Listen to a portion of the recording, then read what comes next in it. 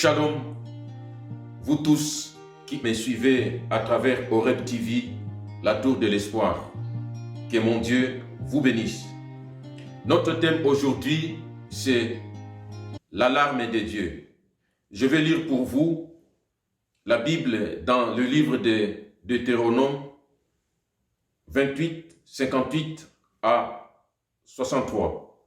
La Bible dit ceci: si tu n'observes pas et ne mets pas en pratique toutes les paroles de cette loi écrites dans ces livres, si tu ne crains pas ce nom glorieux et redoutable de l'Éternel ton Dieu, l'Éternel te frappera miraculeusement, toi et ta postérité, par des plaies grandes et de longue durée, par des maladies graves et opiniâtres. Il amènera sur toi toutes les maladies d'Égypte devant lesquelles tu tremblais, et elles s'attacheront à toi.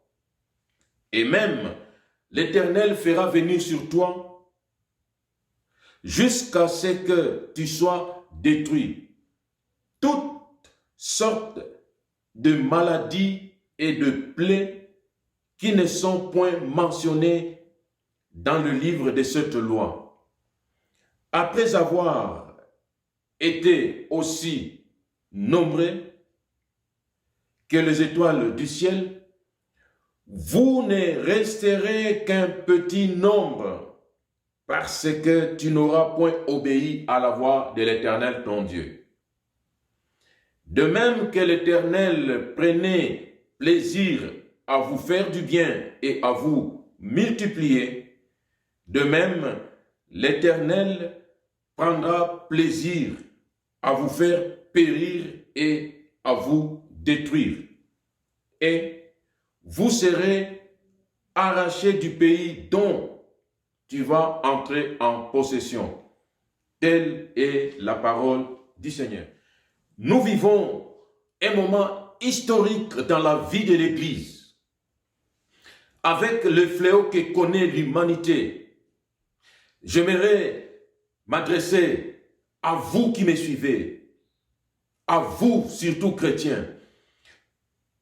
Les chrétiens ne doivent pas plonger dans la peur et le manque de confiance en Dieu. Certes, le danger est réel. Certes, il y a de morts et de morts.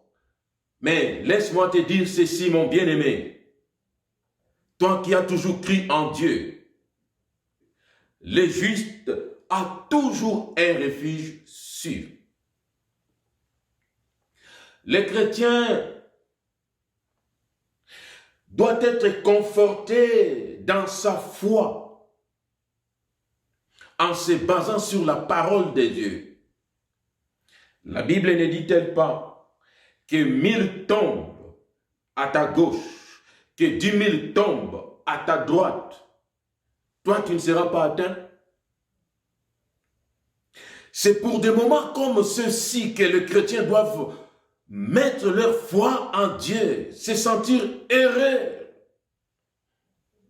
de voir que leur foi le soutient. La Bible ne dit-elle pas: je ne mourrai pas, je vivrai et je raconterai les hauts faits de l'Éternel, quoi qu'il arrive. La Bible continue de dire: l'ombre de l'Éternel te couvrira. Mon frère, ma soeur, comme avait dit Ésaïe, ne crains rien, ne promène pas le regard inquiet, comme si tu n'avais pas un Dieu. Non, tu as un Dieu. Ce Dieu est vivant.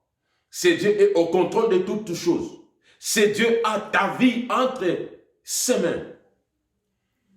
Mets toute ta confiance en ce Dieu. C'est aussi une grâce pour toi, chrétien, qui a l'occasion, Dieu te donne l'occasion de voir l'accomplissement de certaines paroles prophétiques annoncées dans la Bible il y a plusieurs milliers d'années avant que tu ne naisses.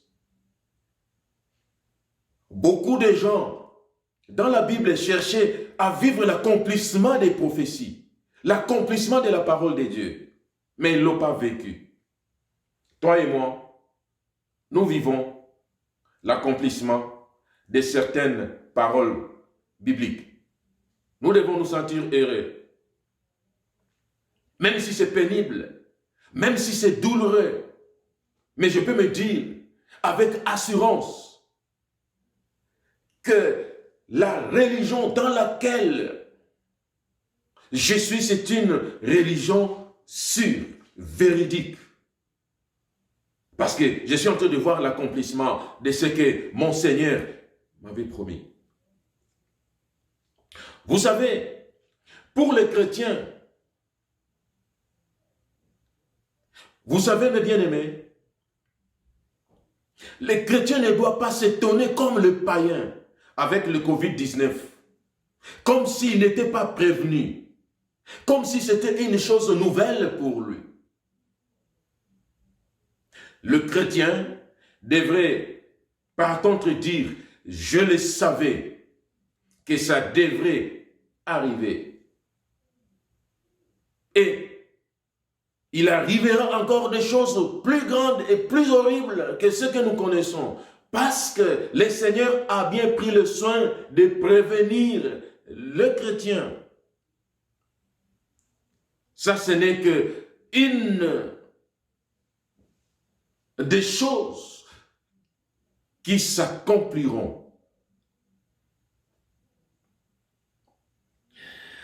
La Bible dit, il n'y a rien de nouveau sous le soleil. Voilà pourquoi, chrétiens, ne sois pas étonnés, ne palpite pas, ne panique pas comme le païen. J'entends certaines personnes dire, ah, vraiment, maladie oyo, et où tu vois, puis, ma maladie nini oyo. Mon frère, ne sois pas étonné, tu as été prévenu. La Bible dit, dans le texte que j'ai lu pour vous, par des maladies qui ne sont point mentionnées dans ce livre, des maladies inconnues. Maladies héritées, maladies auto-héritées. Et lorsque ces choses apparaissent, lorsque ces maladies se manifestent, nous devons tout simplement savoir que le Seigneur nous a prévenus qu'il y aura des maladies que nous ne connaîtrions, que nous ne connaissions pas. Dans Ecclésiaste 1, versets 9 à 11, dans Ecclésiaste 3, verset 15, la Bible dit ceci. Il n'y a rien de nouveau sous le soleil. Ce qui est a déjà été. Ce qui sera est. Et Dieu ramène ce qui est passé. Voilà pourquoi nous ne devons pas être dans l'étonnement lorsque nous voyons des choses un peu bizarres se manifester. L'homme spirituel ne doit pas prendre ces événements, cette pandémie, comme un événement normal, naturel. Un homme spirituel doit chercher à tirer de ces événements quelque chose de spirituel. Quelle est la signification spirituelle de ce que nous vivons aujourd'hui? Oui. Beaucoup diront, mais vous les chrétiens, vous cherchez toujours à spiritualiser les choses. Oui. Parce que nous ne voyons pas les choses de la même manière. C'est comme qui dirait à la télé, vous regardez un film avec les enfants, les adultes voient autre chose et les enfants verront autre chose. De la même manière, avec tous ces événements que nous vivons, notamment de cette pandémie, l'homme spirituel voit autre chose, ces phénomènes. Et aujourd'hui, le païen ou celui qui ne connaît pas Dieu dira que non, c'est parce que tel ou tel pays n'avait pas pris les précautions nécessaires sanitaires. C'est pour cela que nous sommes arrivés à ce phénomène.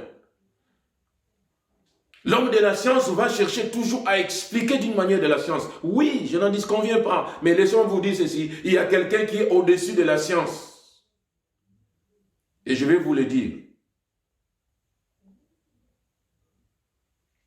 Donc, je disais que l'homme spirituel doit chercher à tirer un message.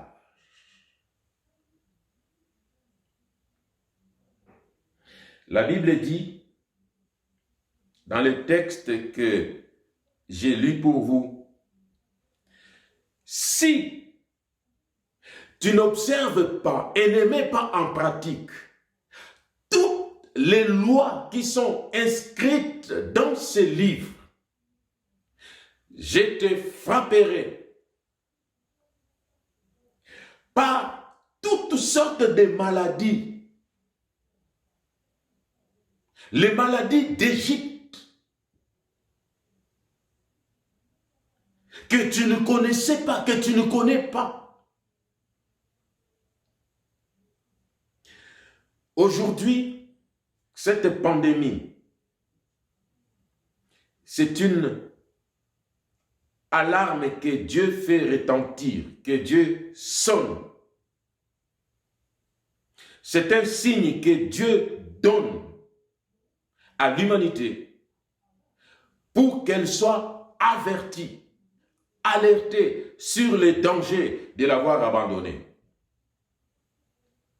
Il a dit, si tu n'obéis pas, si tu ne pratiques pas toutes les lois inscrites dans ce livre, regarde les maladies que je ferai venir sur toi, toi et ta postérité.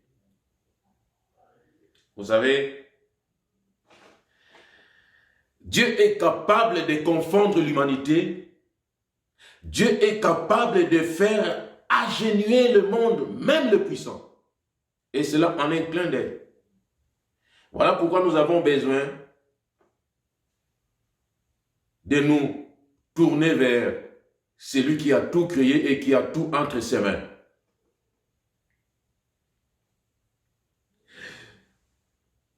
Cette pandémie est comme la trompette d'une sentinelle qui retentit pour prévenir le monde. Et si vous lisez dans Ézéchiel 33, versets 3 à 5, vous verrez. Toi, sentinelle, retentit la trompette pour prévenir du danger, du fait que l'homme a abandonné son Créateur. Si l'homme ne se repentissait pas, moi l'Éternel, je le détruirai.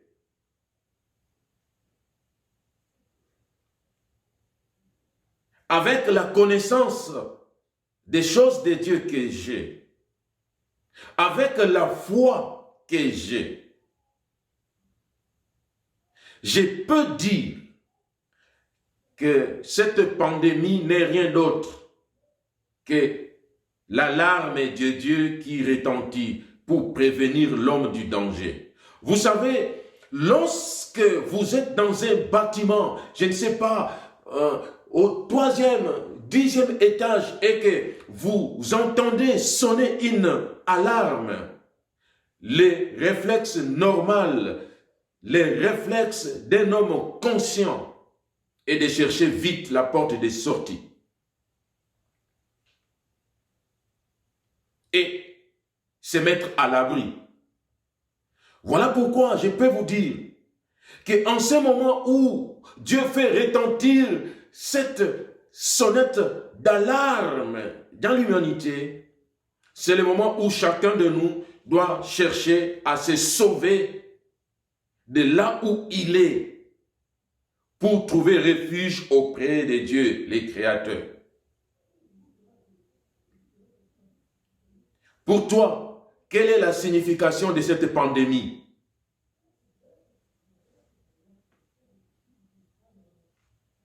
Pour toi qui me suis, Pour toi qui es sceptique, quelle est la signification que tu donnerais à cette pandémie? Oui, j'ai suivi, comme la plupart de nous tous, j'ai suivi. Il y a beaucoup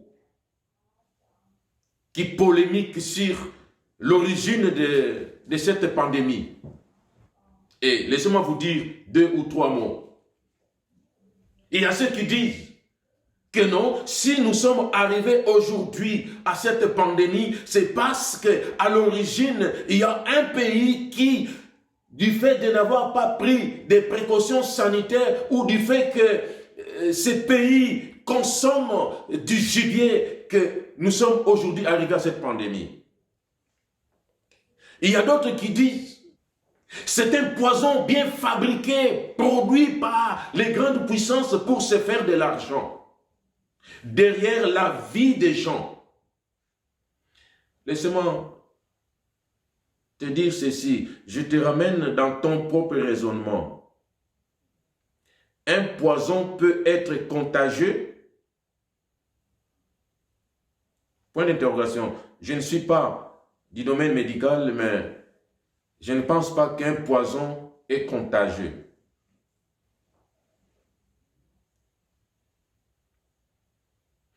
La Bible dit ceci dans Ésaïe 8, verset 12.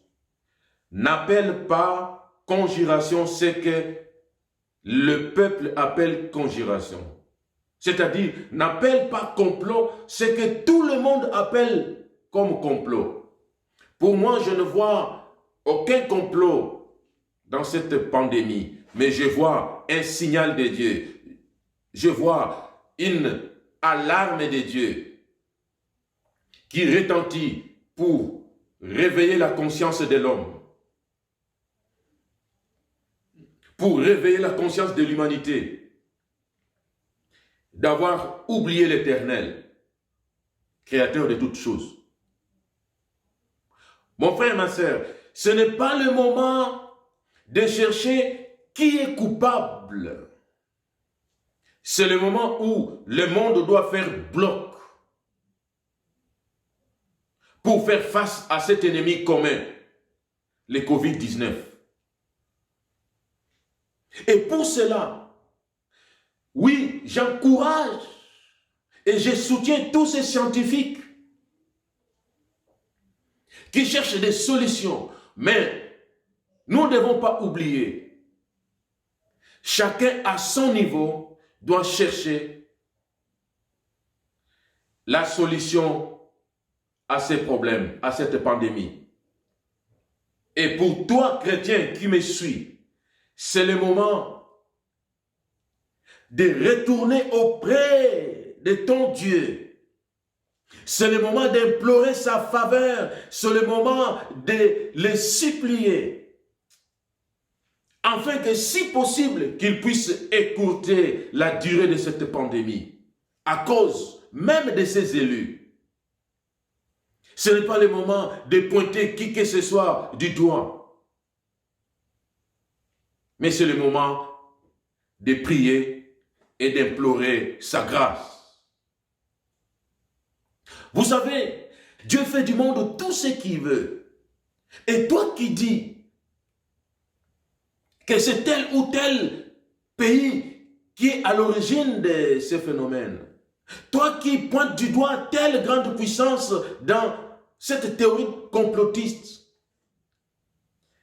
laisse-moi te dire ceci dans Lamentation 3, versets 31 à 40. Je t'invite à aller les lire. Dans Lamentation 3, versets 31 à 40.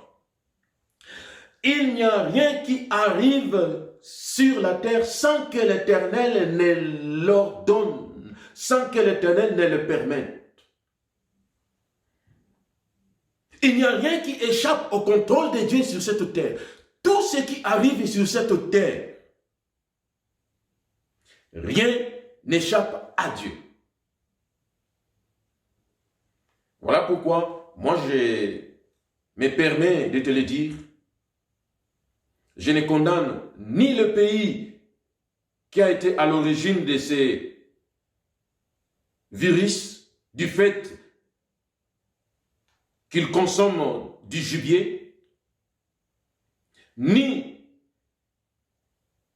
la théorie complotiste d'une grande puissance qui aurait fabriqué ces poisons. Et même, pour moi, je dis, rien n'arrive si l'Éternel ne les permet. Et si l'Éternel le permet, si l'Éternel l'a permis, c'est pour quelque chose. Et maintenant pour toi, à la lumière de ces versets, pourquoi est-ce l'Éternel aurait permis l'apparition de cette pandémie? C'est là que je reviens toujours pour attirer la conscience de ceux qui veulent que c'est une alarme que Dieu fait retentir. Pas seulement pour les païens, mais aussi pour les chrétiens. Peut-être que toi qui me suis, qui es chrétien, tu t'es déjà refroidi dans ton amour pour Dieu. Peut-être que tu lui avais déjà tourné le dos. Peut-être que pour toi, les choses de Dieu étaient devenues seulement comme je ne sais pas comment. C'est le moment de revenir avec un nouveau zèle vers l'Éternel. C'est le moment de revenir avec une nouvelle crainte de l'Éternel. C'est le moment de revenir dans une nouvelle obéissance à l'Éternel. Et pour tous ceux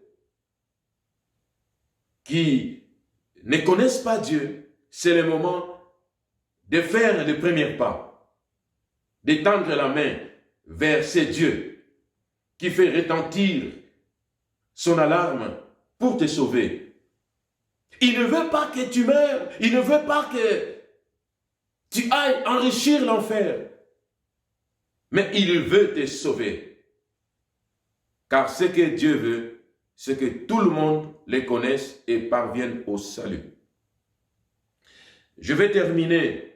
Si vous lisez dans Habakkuk 1, verset 13, la Bible dit encore ceci, que même lorsque le méchant dévore les justes, l'Éternel le voit, l'Éternel laisse faire, l'Éternel le permet, l'Éternel leur donne, parce qu'il n'y a rien qui peut se faire sous le soleil sans que l'Éternel ne l'ait permis.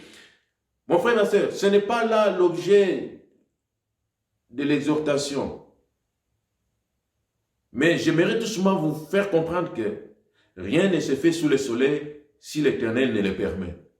Et même lorsque le méchant est en train de dévorer les justes, tu me diras, mais comment ça se fait? Dieu qui avait promis la protection aux justes, mais comment il permettrait, comment il laisserait le méchant dévorer son juste? Ça, c'est une autre exhortation. Mais nous devons seulement comprendre que rien ne se fait sous le soleil sans que l'Éternel ne l'ordonne, ne le permette. Le Covid-19, Dieu l'a permis. Et s'il l'a permis, pourquoi? N'y a-t-il pas quelque chose pour laquelle l'humanité doit se ressaisir? Prenons conscience, revenons au Créateur.